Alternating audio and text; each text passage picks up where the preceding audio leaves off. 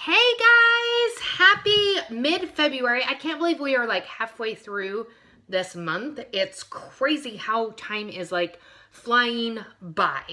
I hope if you celebrate Valentine's Day, you had an amazing Valentine's Day. I got to spend it with my three amazing kiddos. We went to dinner and got ice cream, and I got a cute little text from my husband, and it just made my day. Even though I couldn't spend Valentine's Day with my husband, it's okay. So, in talking about hearts on Valentine's Day, we are going to talk about the perfect, or the correct, I should say, heart rate zone for you and how to calculate that. How do you find your optimal heart rate zone to get the most out of your workout to be able to achieve those goals? Because if you are not working in the correct heart rate zone, you're not going to be as effective. It's not going to do you as much good. I'm not saying like don't exercise, but it's not going to do you as much good as if you are training in the proper heart rate zone. So, beginners, elite athletes, people trying to improve their cardiovascular fitness, they all benefit from training in the correct heart rate zone.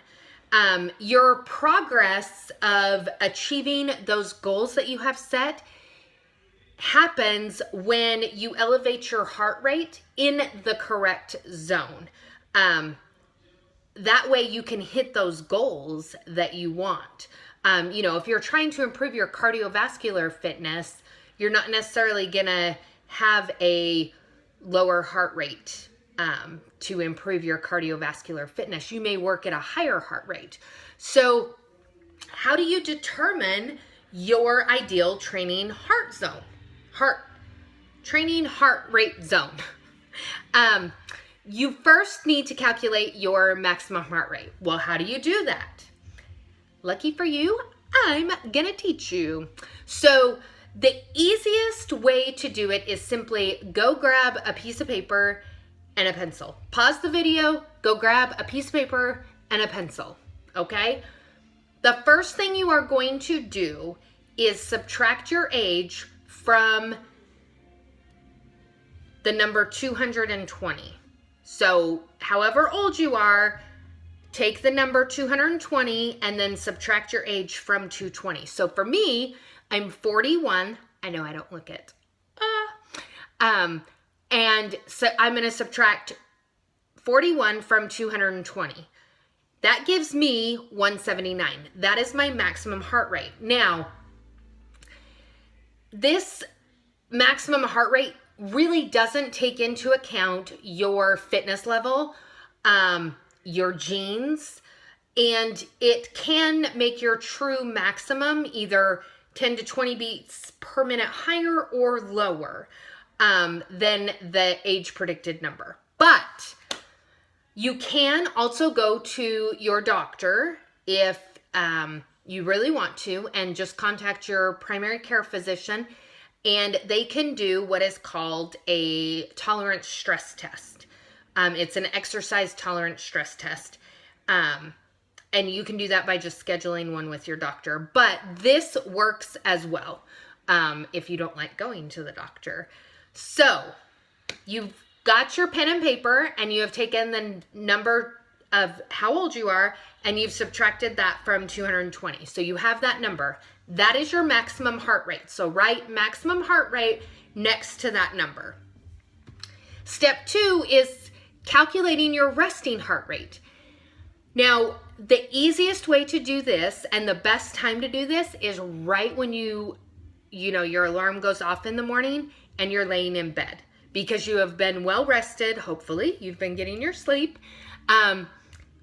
overnight, and the best time is to do it in the morning. And what you are going to do is you're going to take your index and your middle finger, and you're going to place them right here on your neck. And if you do it right now, don't talk or anything, you'll be able to feel a pulse. So when you wake up in the morning, you just put your hand or these two fingers right here, and you're gonna count your beats per minute, or you're gonna count for 10 seconds how many beats you have, okay? So you're gonna take the number of beats in 10 seconds and you're gonna multiply that by 6. So for me, mine was 15. We're just gonna take that because I haven't done my resting heart rate in a while, but I've been kind of sitting around before doing this video. So mine was about 15. I take that by 6 and that gives me 80, and that's my resting heart rate. Okay, so we have our resting heart rate and we have our maximum heart rate. So step 3 is to calculate your heart rate reserve. And the way that you do this is you take your maximum heart rate and you subtract your resting heart rate from your maximum. So my maximum is 179, and I subtract my resting heart rate, which is 80, from 179, and that gives me 99 is my beats per minute. That's my heart rate reserve. So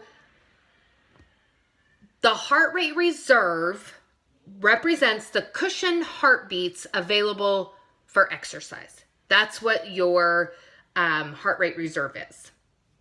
So now we are going to calculate your aerobic training heart rate range for fat burning, because the majority of us need to burn fat. When you burn fat, that is how you start getting the lean, sexy, muscle defined, and that's where you start seeing results, is when you burn fat. Calories are great, but when you burn calories and fat, which is what you want to do, you start leaning down. You start losing inches. Your pants start sliding off. You start losing pant sizes, dress sizes, shirt sizes, the whole 9 yards, guys. So how do you calculate for that fat burning zone? Okay, so your fat burning range will lie between 50 and 75% of your heart rate reserve. So how do you calculate that? So if we use my example, my 50% of 99 beats per minute is, I did all my calculations, is 54.45. So we'll say 54 beats. Then I'm going to add 80 to that, which is my resting heart rate. That gives me 134, okay? So that's 50% of my maximum. To calculate 75%, we take 99 times 0.75, and that gives me 74.25. So we'll say 74. I add 80 to that, and that gives me 154. So my heart rate range for fat burning, which is what we want to accomplish, is 134 to 154. Okay? This will give you, so your heart rate during aerobic training that will most efficiently burn fat is that window. So for me, to efficiently burn fat, which is what I want to do, is 134 to 154. And, you know, how to tell if you are staying within that range, you can literally do this after you get off. You know, if you do the elliptical, if you do the treadmill, you can count this and then just multiply it by 6. Count it for 10 seconds, watch the clock at the gym, count your beats per minute, you know, your pulse, count the beats, multiply it by 6. That will give you your heart rate, and you'll see if you're in that window of the fat burning, you know, if you're 50 to 75%. Does that make sense? I hope that it does, because guys, I actually have not been training in my fat burning zone. I have been probably 10 to 15 beats above the high end of my fat burning zone. And I've had to bring that down. so that I can efficiently burn fat while I'm burning calories. I'm not just burning a ton of calories, I'm actually burning fat at the same time, which is how I'm going to see the results that I need to see. So if this was helpful, please give me a thumbs up. Tell me what yours is. Drop it in the comments below. When you calculate yours, tell me what yours is. And if you've been inside of it or outside of it, so that you know what you need to do from here on out. If you haven't, please subscribe to my channel, and I will talk to you guys next week. Have a great weekend. Bye.